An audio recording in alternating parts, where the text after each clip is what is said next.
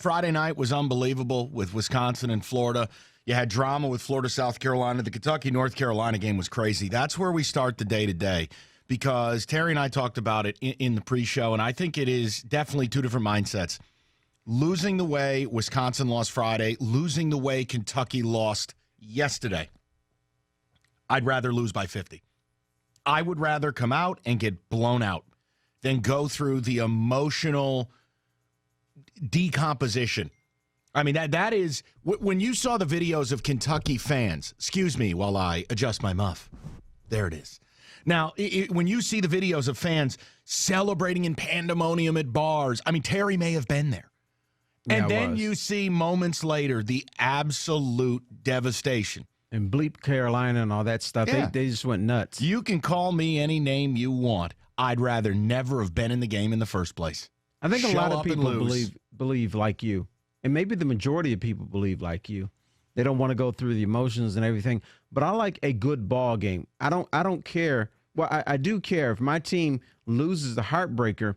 I'd rather see that than my team out of the game after halftime. Here's your problem. You don't have a team. You don't know what fans go through because you've always been in your ivory tower as a journalist. You don't have a team. I like storylines, Michael. But if I had a team, yes, I do like storylines. I'd rather sweat than say, damn, my team sucks. But you've never had to endure what we have as fans. Central Michigan against Harvey Knuckles and the University of Toledo, of course I've had to go through that. Incredible. I want to throw the number out. You guys watch the games, and if you didn't, that's on you. The point is, as a sports fan, whether it's hockey, baseball, basketball, football, college, or pro, the principle remains the same. Psychologically, you're on the left or the right.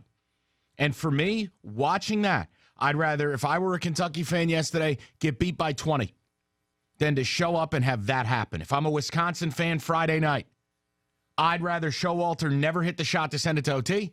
I'd rather never even be in the game than to lose by a double clutch flying through the air, Chiozza special. Hey, if I'm a loser, go ahead. But I could never, I've never dealt with the emotional distress of it well. 248-539-9797. Your ticket text 97136. I never want to look at one of my teams and say, man, couldn't even compete. These dudes are way better than we were. We couldn't even hold a candle to these guys. I'd rather go through the hardship. At least I can say at the end, my team was there. My team was good. It could have gone either way. That's easy because you don't have a team. I have a team. No, you don't. You don't get what the people go through. You don't get what I go through. You don't get what young Sullivan goes through. I understand. You've always been able to sit there and go dance for me, entertain me. Man, it was a good game. Right. Oh, my goodness. Oh, boy, you got a real feel bad. No, you know what? I'm not going to sit up here and argue with you. You're correct. So maybe my view is distorted. I don't have a team. I don't have someone I sweat. Oh, my God, you got to win today. You got to win today. You've always been the guy who looks and goes, That's got to be painful. Oh, well, time to file the story. Or, man, that's a hell of a game. 248-539-9797. Sully, go ahead. You're always big on making judgments on other people. Am I a loser for that mindset? Yes, you are. I actually do agree with Terry here. Fantastic. Guys, I would rather lose a close game because at least I can look back on it and say that was a phenomenal game. And I know how heartbreaking it is, of course, to lose like that, but I wouldn't want to get blown out. And you equate it to what we talked about last week with Michigan State in the college football playoff.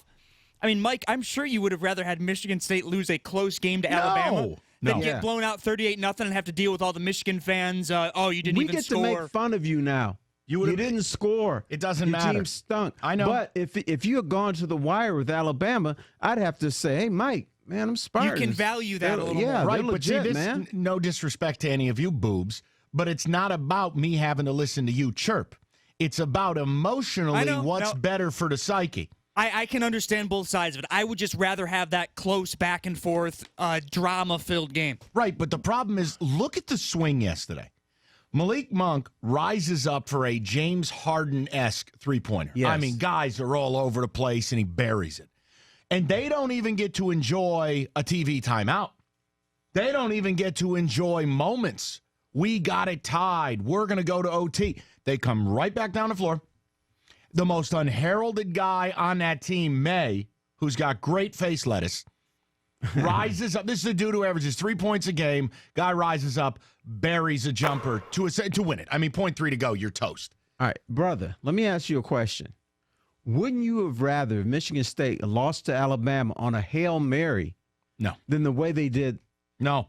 Because now we couldn't make fun of you. Now every time I look at you, I say, man, I'm over the guys playoff loss. But when you were going through the emotional, oh, Mike, your Spartans really suck. Wouldn't you rather say, hey, we fought Alabama right to the end, lost on a Hail Mary. We're almost as good as these guys. No, because you continue to equate it to me caring what you guys have to say. No diss. It's about the psychology of it. It's about the emotion of it. Look at the Big Ten title game in 11. Even after going to a Rose Bowl and winning it, I have never gotten over that game to Wisconsin. That game, I would have rather they lost by double digits. It would have been easier. What Kentucky fan went through yesterday, you don't get over. Now, of course, it's not a life event. We're not talking life and death. We're talking in the lexicon of fandom. You won't get over it. Only the truly disturbed and distorted will somehow be wrecked for life or days on end. See, I just find it, though, more depressing when your team gets to a 20, 30-point deficit, and you're looking and watching the game like, what is this, guys? They can't even watch it and have fun. Well, as somebody who's gotten murdered in a national playoff game, I can tell you that by the third quarter, the pain starts to wear off. You have a couple of drinks, and you kind of just look sideways at it, and it's a day. When you're in a moment like Kentucky fan was yesterday or Wisconsin fan was Friday night, there's no time to ease into it. But you know what? No one's going to make fun of you. I don't want my team to be made fun of at the end of the day. Why do you care? Because you root for a team, you should care if they're perceived as chumps. Well, one, you don't have a team. We're going to continue to go back to that. But if I had a ball club, you're right. No, I don't think you'd know how you'd react. You're a very casual gentleman.